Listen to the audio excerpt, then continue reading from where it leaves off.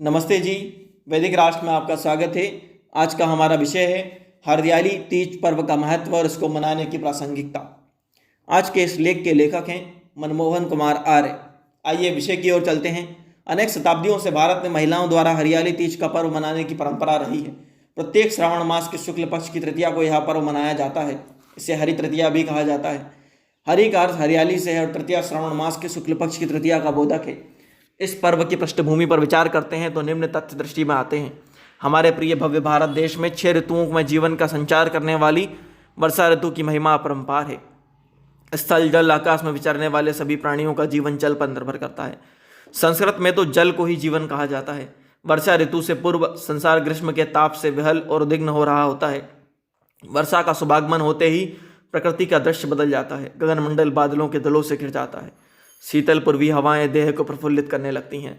चारों ओर वृक्ष वनस्पतियों से भूमि माता के पेट से प्रकट होकर ऊपरी तल को हरे पट से आच्छादित कर दिया जाता है और उसके ऊपर बिखरी हुई वीर बटुहियों के लाल लाल बिंदुओं से कुछ और ही छटा बन जाती है। प्राणी मात्र प्रमुदित दिखाई देने लगता है। वर्षा का पूर्ण यौवन तो श्रावण मास में चढ़ता है। सावन महीने की वर्षा की झड़ी प्रसिद्ध होती है। कभी कभी तो ऐसी झड़ी लगती है कि दिन में रात हो जाती है। सूर्य देवता के दर्शन दुर्लभ हो जाते हैं। बड़ी बड़ी नदियों की तो कौन कहे, छोटी छोटी नहरें नाले इतरा इतरा कर अपने आप से बाहर हो जाकर होते हैं। जिधर देखो उधर हरियाली ही हरियाली नेत्रों का सत्कार करती है। तभी तो यह कहावत बन गई कि सावन के अंधे को हरा ही हरा सूझता है। नभ मंडल में जिधर देखो मेघ रूपी मतवाले गरज रहे होते हैं। आसमान पर चढ़कर सभी को अभिमान हो जाता है। दादुर ध्वनि मयूरों का कोका दशों दिशाओं को मुखरित करता है। सुखद मंद सुमंद समीर चारों ओर घूम घूम कर हर्ष का संदेश देती है। प्रकृति में आनंद ही आनंद का एकाधिपत्य हो जाता है। ऐसे समय में सौंदर्य उपासक रम्य निर्माणशाली भारत और भारत के सहृदय लोग कैसे उदासीन रह सकते हैं। उन्होंने भी प्रकृति के मधुर स्वर में अपना स्वर मिलाने के लिए मनभावन सावन के मध्य में हरियाली तीज नामक एक उत्सव रच डाला। वैसे भी मनुष्य उत्सव प्रिय वही प्रसिद्ध है। यो तो भारत में मनुष्य मात्र अबाल वृद्ध वनिता सभी वर्षा का आनंद स्वरूप से उत्सव मनाते हैं। कृषि प्रधान भारत के किसान सावन मास की फसल की बुवाई से निवृत्त होकर आनंद से अन्न देने वाली वर्षा ऋतु के गुणों का मल्हार गाते हैं।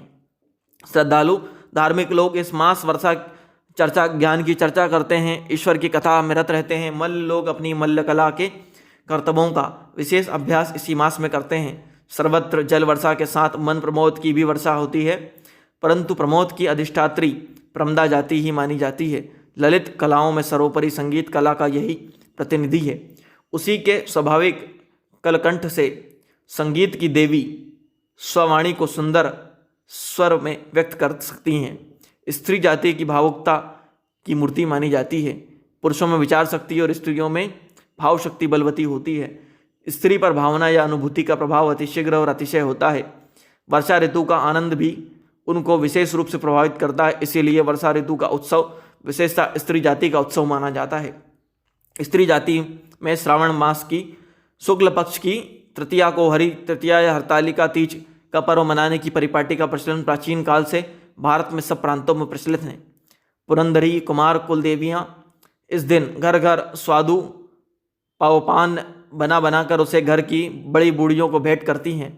सायंकाल को वस्त्राभूषणों से सुसज्जित होकर अपनी सहेलियों के साथ झूला झूलती मधुर राग गाती हैं। वर्षा ऋतु का आनंद लूटती हैं।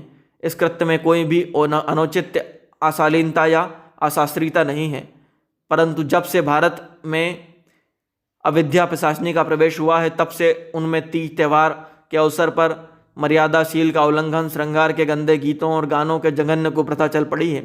ब्रजमंडल में स्त्री पुरुष दोनों इस पर्व पर अश्लील कलजिया गाते हैं। यद्यपि गृहस्थ दंपतियों के लिए शुद्ध श्रृंगार और प्रेम के सुरुचि संचारक गायक निंदनीय नहीं है, परंतु सदाचार विनाशक कुरुचिकर गंदे गाने सर्वथा त्याज्य हैं। सर्व सुधारों के संस्थापक और सनातन संस्थानों के उदयक अंश के व्यवस्थापक धर्म राष्ट्रीयता के पुनरुद्धारक आर्य समाज का परम कर्तव्य है कि वह भारत की प्राचीन सभ्यता के सूचक परंपरागत पुण्य पर्वों के प्रचारों की रक्षा करे। वहाँ उनसे अयुक्त और हेय अंश को पृथक करके उनके सुधरे हुए स्वरूप का संचार आर्य परिवारों में करे। आर्य समाज के इस कार्य प्रशंसनीय रूप से किया जाता रहा है। आज वैदिक धर्म इसी चिंतन भावना और विचार को सम्मुख रखकर पर्वों को सार्थक रूप में मनाया जाता है। हरियाली तीज के पर्व को वैदिक रीति से ही मनाया जाना चाहिए। उसकी विधि पर आर्य विद्वानों का मत है कि इस दिन प्रातः सामान्य पर्व पद्धति में उल्लेखित विधि अनुसार प्रत्येक परिवार में गृहमार्जन लेपन के अनंतर सामान्य अग्निहोत्र यज्ञ होना चाहिए।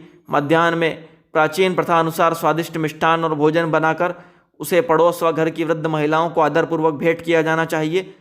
इससे वृद्ध पूजा के प्रचार की परिपुष्टि, विनय भाव की दृढ़ता, छोटों सदस्यों का बड़ों के प्रति स्नेह भाव की वृद्धि होती है। सायंकाल को सब सखी सहेलियां मिलकर संगीत को और झूला झूलने का आनंद उठाएं, किंतु ईश्वर भक्ति के गीत व संगीत के साथ वर्षा की प्राकृतिक शोभा का वर्णन, पवित्र प्रेम के सुंदर गीत ही आनंदोत्सव के साथ गाए जाने चाहिए।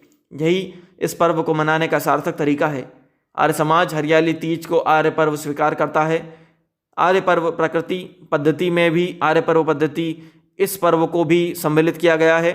हमने इसी पुस्तक से इस पर्व के विषय सामग्री को प्रस्तुत किया है। इसमें हमारा अपना कुछ भी नहीं है। पाठकों का इस अवसर पर मार्गदर्शन हो, यही हमारी अभिष्ट है। आज हरियाली तीज व हरि तृतीया के पर्वों के अवसर पर हम सब आर्य व सन्यासी भाई बहनों को इस पर्व की बधाई देते हैं। मनमोहन कुमार आर्य इस लेख के लेखक थे। इसी तरह के और वैदिक लेखों के लिए, प्रेरणादायक कहानियों के लिए, महापुरुषों के जीवन प्रसंगों के लिए, वैदिक भजनों के लिए वैदिक राष्ट्र यूट्यूब चैनल को लाइक करें, वैदिक राष्ट्र को शेयर करें, सब्सक्राइब करें। अपने कीमती सुझाव कमेंट करके हमें बताएं। बेल आइकॉन की घंटी दबा दें ताकि जब भी हम नया वीडियो डालें उसकी अपडेट सबसे पहले आप तक पहुंचे। धन्यवाद।